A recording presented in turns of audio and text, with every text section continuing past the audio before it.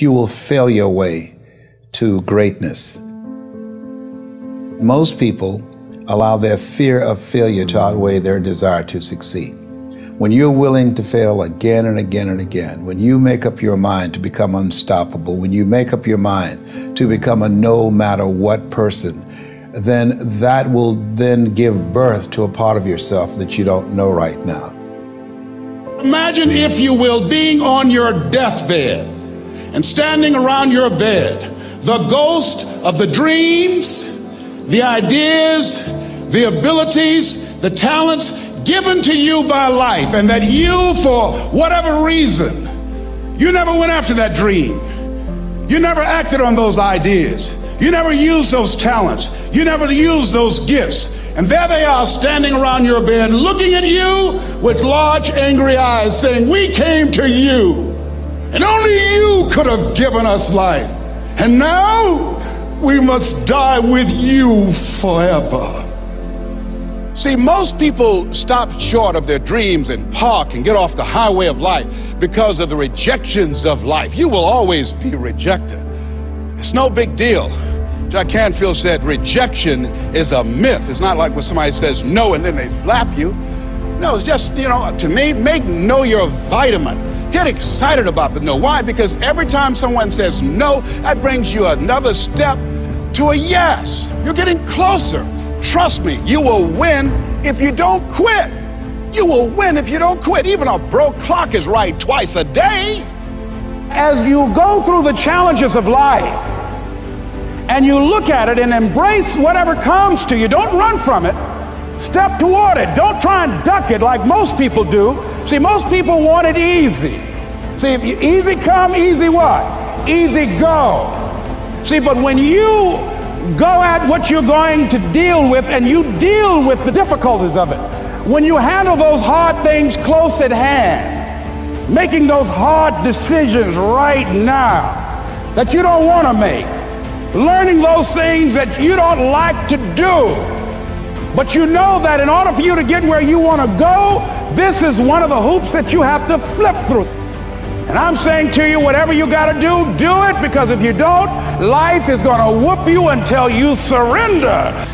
You have something that you brought to the universe, and that if you decide that my life deserves my developing this, what I do well, and becoming the best at it, and mastering myself, and seeing what I have within me, if you decide to drop your buckets where you are and develop your gifts, I grant you, you'll never ever be without.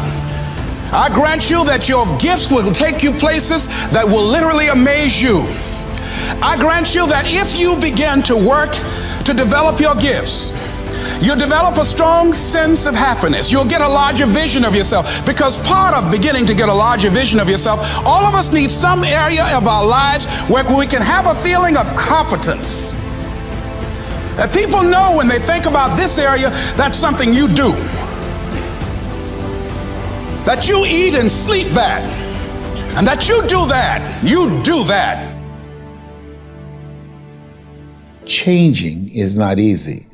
That changing your life, changing habits, reinventing yourself, picking yourself up after life has knocked you flat on your back. I've got to say, when life knocked you down, try and land on your back, because if you could look up, you could get up. Well, that sounds cute, but that's not easy. When I was diagnosed with prostate cancer 17 years ago, that first time that happened, I said, hey, I can handle this. Then when it came back a year later, last year, 17 years later, and this time it metastasized to 7 areas of my body and ate 40% of my T1 vertebrae. Now the stakes are higher. Is this life saying, okay, Mr. Motivator, you beat cancer the first time. What you gonna do now? I started laughing. When the doctor told me, he said, why are you laughing? Are you in denial? I said, no. I said, I feel like Mother Teresa. He said, what do you mean? She said, Lord, I know you know how much I can bear. I just wish you to have so much confidence in me. I said, the stakes are higher. So I've got to dig in and got to fight more, because at the end of the day, life is a fight for territory. And once you stop fighting for what you want, what you don't want will automatically take over. And so it's a fight, it's a challenge in life every day. And what we have to do is embrace it. What we have to do is see it as a project to be worked on. In life, you will always be faced with a series of God-ordained opportunities, brilliantly disguised as problems and challenges. And so I see even cancer as a gift, as a God-ordained opportunity. If you died today, what dreams, what ideas, what talents, what books, what music, what leadership, what voice will die with you? There are a lot of people who are biting their fingers in fear that they might lose their jobs.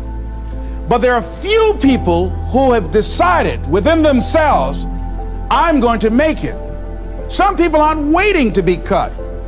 Some people are moving on their own because they feel within themselves, I've got what it takes to make it.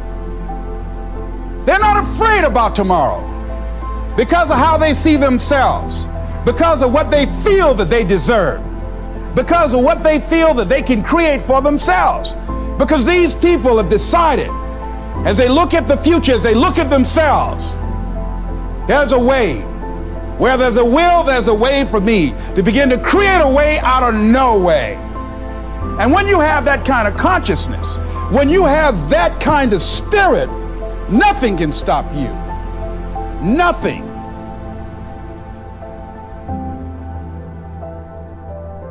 There's no secret to success. There's a system to success. And no matter what organization you become a part of, the system works if you work it. If you don't work it, it won't work. But it works if you work it. And that's one 4-letter word that most people don't like. They're not willing to work. There are winners, and there are losers, and there are people who have not discovered how to win. And all they need is some coaching. All they need is some help and assistance, just a little support. All they need is some insight or a different strategy, a plan of action to make some adjustments that will open up the key to a whole new future for them, that will give them access to the unlimited power that they have within themselves. That's all that they need. So what I want you to do is think about something you want for you, that's real for you, that's important for you, that will give your life some special meaning and power. And I don't even want you to say, I can do that. I don't want you to assume that. See, 5 years ago when I started out in this area, I would not have been able to make the mental leap that I would be up to where I am right now. I don't want you to begin to just psych yourself out. No. I want you to be able to say something to yourself that will enable you to maintain a level of integrity with yourself. That when you say this, even when you face tremendous setbacks, it will be a benchmark to keep you in the game, to keep you moving forward and experimenting and readjusting your strategy and your plan of action, continuously looking for ways to win. I think we have to reflect on, who am I? Why am I here? What drives me? If I died today, what 3 words would I want said about me if I died today? You know, what is it that defines me? You know, and how do I define myself? So I went to the next mode necessary to start talking to people and seeking and asking for what I wanted and leveraging relationships and trying to find out, how do the people do it that went ahead of me? How do they do it? And then what is it I need to do? How is it I need to train myself, to develop myself? What's the resources that will be required in order to make it happen? And as I start seeking out and asking questions, I started running into people who said, I know someone who can help you do that.